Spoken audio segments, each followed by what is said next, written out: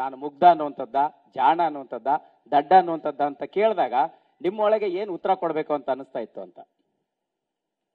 ನನಗೆ ಆ ಥರ ಏನು ಅನಿಸಿಲ್ರಿ.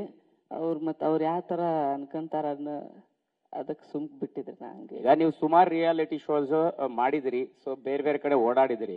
ಸೊ ಈಗ ನಿಮ್ಗೇನೋ ಬೇರೆ ಪ್ರಪಂಚ ಗೊತ್ತೇ ಇಲ್ಲ ಅನ್ನೋಂಥ ರೀತಿಯಲ್ಲಿ ತುಂಬಾ ವಿಷಯಗಳು ಆಯ್ತು. ಅದನ್ನ ಹೇಳ್ಬೇಕ ಬೇಡ ಗೊತ್ತಿಲ್ಲ, ಕೆಲವು ವಿಚಾರಗಳು ಇಲ್ಲ ನನ್ಗೆ ಗೊತ್ತೇ ಇಲ್ಲ, ಇಲ್ಲಿ ಹೋಗೇ ಇಲ್ಲ, ಇದು ನೋಡೇ ಇಲ್ಲ ಅನ್ನುವಂಥ ವಿಚಾರ ಇರ್ತದಲ್ಲ, ಅದನ್ನ ನೀವೇ ರೆಪ್ರೆಸೆಂಟ್ ಮಾಡ್ತಿದ್ರಾ ಅಥವಾ ನಿಜವಾಗ್ಲೂ ಗೊತ್ತಿರ್ತಿರ್ಲಿಲ್ವಾ ಅಂತ? ಎಸ್, ಎಕ್ಸಾಂಪಲ್ ವಾಶ್ರೂಮ್ ಆಗಿರ್ಬೋದು, ವೆಸ್ಟರ್ನ್ ಟಾಯ್ಲೆಟ್ ಆಗಿರ್ಬೋದು, ಈ ತರದ ವಿಚಾರಗಳು. ಅದ್ ಪೈಖಾನಿದ್ ಖರೆ ಅಂದ್ರೆ ಹೇಳ್ಬೇಕಂದ್ರೆ ನಾನು ಮ್ಯಾಗ ಹತ್ತಿ ಕುಂದಿರ್ತಿದ್ದೆ ರೀ. ಅದು ಕುರ್ಚದ ಮ್ಯಾಗ ಕುಂತಂಗ್ ಹೇಳಂಗಿತ್ತ. ಅದಕ್ಕೆ ನಾನು ಕೇಳಾಕ ಅಷ್ಟ ನನಗ ಗೊತ್ತಾಗ್ಲಿಲ್ಲ.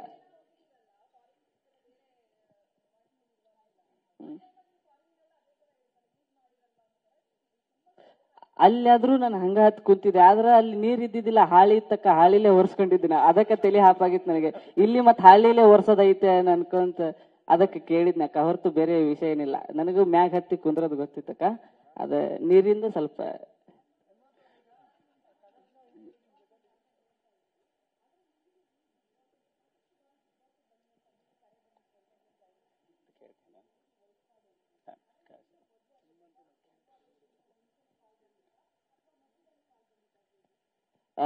ಎರಡು ವರ್ಷದಿಂದ ಫಸ್ಟಿಗೆ ಬಂದಿತ್ರಿ, ಈ ವರ್ಷ ಬಂದಿದ್ದಿಲ್ಲ.